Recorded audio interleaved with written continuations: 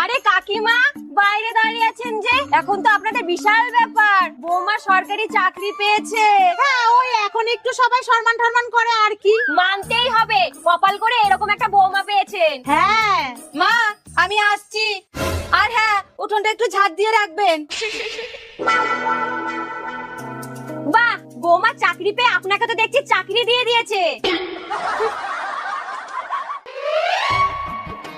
এই যে বাসন মাজা হয়ে গেল, আমার বাসি জামা কাপড়গুলো ধুয়ে রাখো তো।